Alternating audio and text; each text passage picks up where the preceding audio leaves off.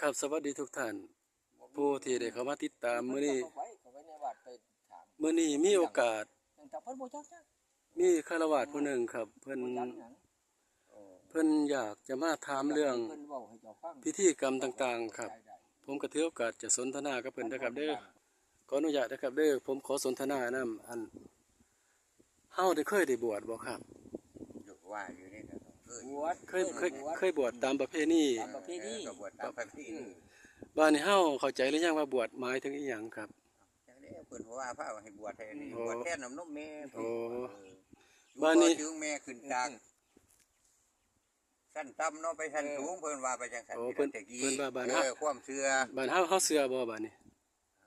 เฮามีความเข้าใจส่ำใดครับอยู่เพิ่นก็ว่าอยู่เด้ล่ะเนาะเพราะว่าแทนน้ำนมแม่เพราะว่าบวชแทนน้ำนมแม่บ้านนี้คำว่าบวชเฮาเข้าใจหรือยังว่าบวชมันมีหยังแน่ครับเฮาเข้าใจหรือยังอันนี้มันเฮ็ดนำประเพณีซื่อบ้านเฮาเข้าใจหรือยังว่าพระหมายถึงอีหยังครับเพิ่นอยู่ไสเพิ่นอยู่ชั้นใดคำว่าพระนั่นนะตัวนี้บ่จักนี่บ่จักบ่ได้ไปฮอดคุณจักหมายถึงเฮาเข้าไปห่มผ้าเหลืองเนาะแม่นเฮาไปถือศีล227ข้อเนาะว่าจังซั่นบ้านเฮาถือได้บ่คิดว่าสิเหลือจักตัวเด้ครับผมตัวนี้ก็ได้การสนทนานี่เฮาต้องเป็นผู้ตรงต่อความจริงนะครับเด้อขออนุญาตท่านผู้ชมกำลังติดตามผมอยู่อันนี้เฮาสนทนากับท่านอาวุโสเพิ่นเคยได้บวชได้เรียนมาแล้วทั้ง2ท่านครับนี่ล่ะการบวชเฮาเข้าใจหรือยังว่าบวชหมายถึงอีหยังบวชนั่นหมายถึงอีหยังพอตอบได้บ่ครับพ่อเข้าใจหรือยังเฮาบวชจักพรรษาครับมันบ่ได้ได้พรรษาอยู่ตัวได้พรรษา1บ่ครับบ้านนี้เฮาเข้าใจหรือยังว่าพระพุทธเจ้าตรัสรู้อีหยังครับมันบ่ได้ไปฮอดพุ่นแล้วบ่จักเนาะพ่อใหญ่จานนี่แล้วผู้ที่ฮอดบ่เป็นหยังครับบ้านนี้ผู้เพิ่น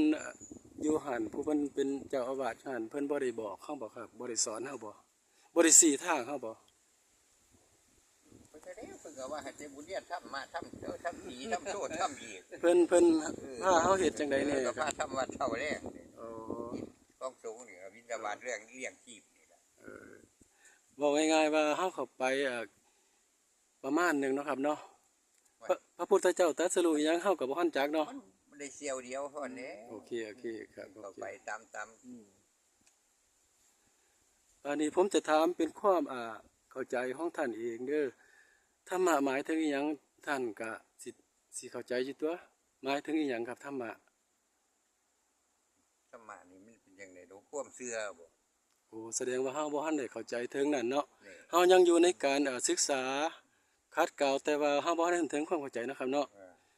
คันซั่นผมขออนุญาตแสดงธรรมให้ได้ยินได้ฟังนะครับเด้อว่าพระพุทธเจ้าบำเพ็ญภาวนา45พรรษาครับพระพุทธเจ้าตรัสรู้ธรรมะครับธรรมะก็คืออริยสัจ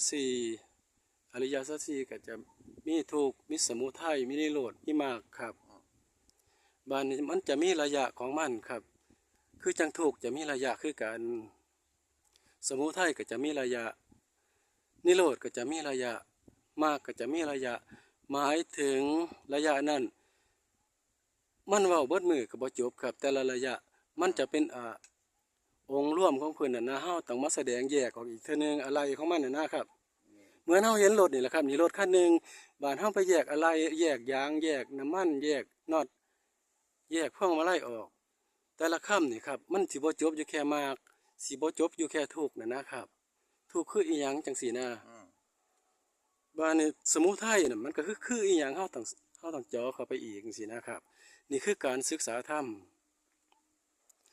บ้านนี้ผู้บวชนั่นครับหมายถึงเป็นผู้เห็นไพ่จะอยู่ในเพศฆราวาสก็ได้จะอยู่ในเพศภิกษุสงฆ์ก็ได้ครับเพื่อจะถึงขั้นเป็นพระหมายถึงพระอรหันต์ครับผู้ดับความเห็นผิดได้หมดแล้วผู้ดับความสงสัยได้หมดแล้วจนดับเป็นสมุทเฉทครับจะเป็นพระนั่นคือพระอรหันต์บ้านนี้เฮาบวชเข้าไปนั่นยังเป็นสมุติสงฆ์อยู่บ่ทันได้ถึงขั้นเป็นพระครับเฮายังดับความสงสัยบ่ทันได้เฮายังดับความ กิเลสบ่ทันได้ครับเฮายังศึกษาธรรมบ่ทันจบเหมือนเฮาไปเป็นนักเด็กน้อยนักเรียนนั่นแหละครับ ยังเป็นสมมุติสงฆ์อยู่บ่ทันถึงขั้นเป็นพระ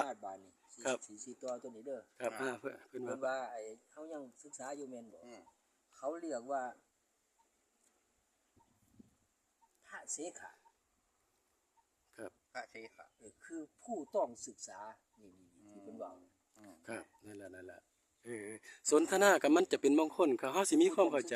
อืม ถ้าผู้บ่ศึกษาแล้วยกตัวอย่างเปรียบเนาะ อืม คือผมนี่ผมบ่ศึกษาหยังเนี่ยเป็นหยังเขาเรียกว่าพระอาเสขะ อืม ไม่ต้องศึกษาแต่ทำกิจ อืม นั่นแต่ทำกิจอยู่ อืม เป็นจังซั่น อืมอืมอืม แต่บ่ได้ศึกษาแต่ทำกิจ นั่นแหละครับนั่นแหละครับ มันสิสอดคล้องกันนั่นน่ะ บ้านนี้เฮาบวชก็ไปเป็นไปเป็นลูกพระพุทธเจ้านั่นนะไปเป็นสัมมานะไปเป็นลูกพระพุทธเจ้านั่นเฮาจะไปคัดเกลากิเลสมื้อนี้ท่านเข้าใจหรือยังว่าอันกิจของสงฆ์มีจักข้อเฮาบวชเข้าไปเฮาฮู้บ่ บ่ห่วย เฮาบ่ฮู้หยังเลย ว่าจะไปบิณฑบาตเนี่ย ซ้ำเอาอันผ้าเหลืองมาห่มต่อที่ซั่น ก็มาปัดมากวดปัดตาดปัดหยังเดี๋ยวเพิ่นก็บอกแม่ นี่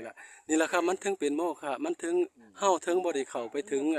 แม่น ถึงที่สุดนั่นนะครับ อยู่ไสคือกัน มันถึงบ่เป็นบุญนี่แหละครับ จังว่า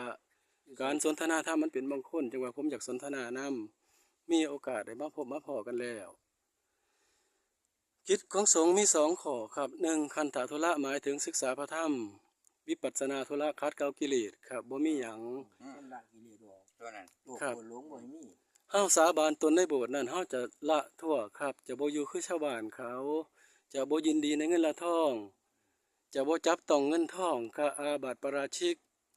เพราะว่าเฮาสาบานตนแล้ว จะถือเอาแค่ปัจจัย4ครับ เพิ่นบัดพระคู่มือเพิ่นวางแทน เพิ่นบ่ถึงขั้นเป็นพระครับ ยังเป็นสมุติสงฆ์อยู่ยังเป็นเด็กน้อยนักเรียนอยู่นั่นนะครับ กันใส่ช่องหน่อยโอ้กูบ่ไปแม่นจักเทื่อดอกเฮือนหลังนั่นโดดได้กินนี่หมด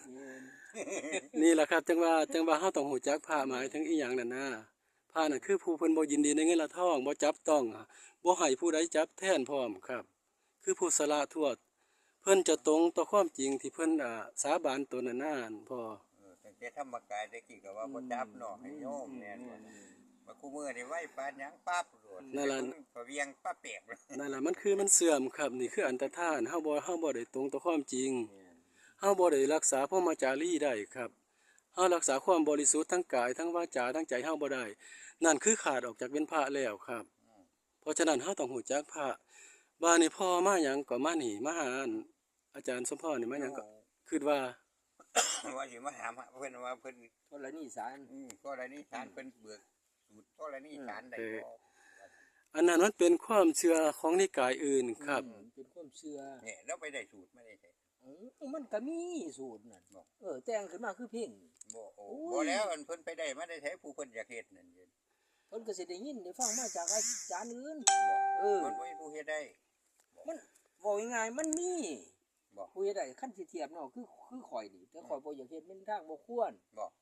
ถ้าพูดให้ความจริงเกิด มั ขึ้ น น เป็นแนวใดคือว่าทางบ่ควร เว้าให้เพิ่นฟังหนะท่านอธิบาย มันเป็น พิ่ฟัง มันเป็นไสยศาสตร์ครับ มันเป็นความเชื่อของไสยศาสตร์ มันบ่แม่นธรรมศาสนาพุทธ ธรรมศาสตร์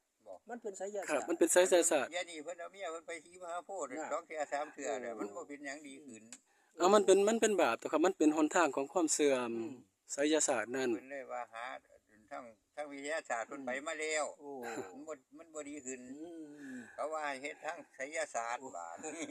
อันนี้เขาว่าเฮาก็เชื่อโดยที่เฮาขาดปัญญาครับ ง่ายบ่เอาโอ้โหอย่างมันคู่ทั้งผัวทั้งเมียอยู่ได้ล่ะก็ยังเรียนสูงอยู่ นี่เราก็ค่อยว่ากับครู่อยู่บ้านตะกี้พวกบอกว่าเป็นคู่หนังสือเต็มตู้พวกหมู่ก็บ่มี แต่ว่ามาเสือประเภทนี้ตัวนี้มา เอ แต่ อ ไส นั่นล่ะ เกิดมาก็เคยได้ยิน โอ้ย บ่เคยได้ยินจักเสือ ผู้หนึงอยู่หน้าโรงเรียนนั่นมัธยมน่ะ เออ อยู่มุมน่ะ อืม คือกันนั่นคุยกันหมู่บ้านนี่ก็หมอไก่ลงไปอยู่ตาดคุยเลี้ยงอีนุดคนมาจากทางประตูห้วย อืม แบบเดียวกันลักษณะ คำ เทียบไทย คำว่า ให้ท่านอธิบายให้เพิ่นฟัง คำว่าคู่หมายถึงเป็นที่พึ่งได้ครับ หมายถึงเป็นที่เชื่อถือได้จังแม่นคู่ครับ เป็นเยี่ยงอย่างที่ดี